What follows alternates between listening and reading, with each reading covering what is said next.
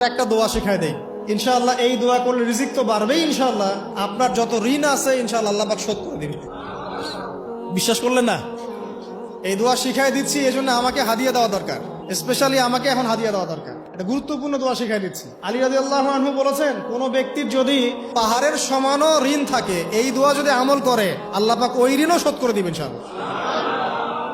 ঋণ কেমন জানেন? ওই যে এখন মানুষ ঋণ নিচ্ছে 1 কোটি টাকা ব্যাংক থেকে, 2 কোটি টাকা ব্যাংক থেকে, হ্যাঁ, কত বছর, 10 বছরের জন্য, 20 বছরের জন্য বাড়ি করছে, তাই না? তার ধারণা এমন যে সে মারা গেলে তার ঋণটা কেউ না কেউ শোধ করে দিবেই দিবে, তাই তো? আর আল্লাহর রসুল কি বলছেন দেখেন, একজন মারা গেছেন, নবী সাল্লাল্লাহু আলাইহি ওয়াসাল্লামের সময় একজন মারা গেছেন।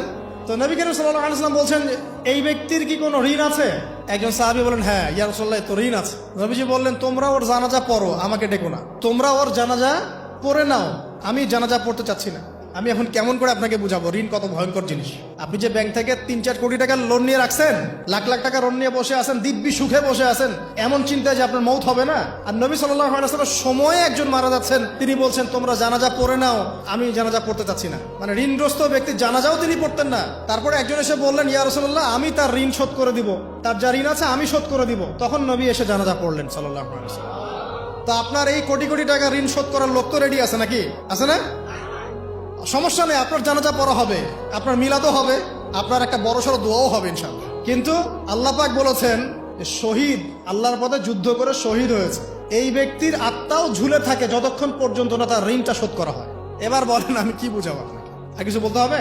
তো এখন সেই দোয়া শিখাচ্ছি আপনাদেরকে, যে দোয়া শিখলে আপনারা ঋণ থেকে বাঁচবেন ইনশাআল্লাহ। কত দিবেন বলেন? আচ্ছা, হ্যাঁ, এই তো, শুকরিয়া। দোয়া করবেন যেন আল্লাহ পাকের দিনটাকে আল্লাহর জমিনে প্রতিষ্ঠা করতে পারি। আমার সাথে বলেন, দোয়াটা হচ্ছে, আল্লাহুম্মা ইকফিনি বিহালালিকা আন হারামিকা ওয়া আগনিনি বিফদলিকা আম্মান সিওয়াকা। এই দোয়াটা ছোট না? এটা মুখস্থ করবেন, সেজদায় পড়বেন, নামাজের সেজদায় পড়বেন, আত্তাহিয়াতু দরুদ শেষ তারপরে পড়বেন, নামাজ শেষে হাত তুলে করবেন, যখন তখন শেষ রাত্রে করবেন। ইনশাআল্লাহ দেখবেন আপনার ঋণ বলতে কিছু থাকবে না ইনশাআল্লাহ। যদি থাকেও, বড় কোনো ঋণ থাকেও, আল্লাহ পাক অন্য কোনো মাধ্যমে এটা শোধ করার ব্যবস্থা করে দিবেন ইনশাআল্লাহ। ইনশাআল্লাহ।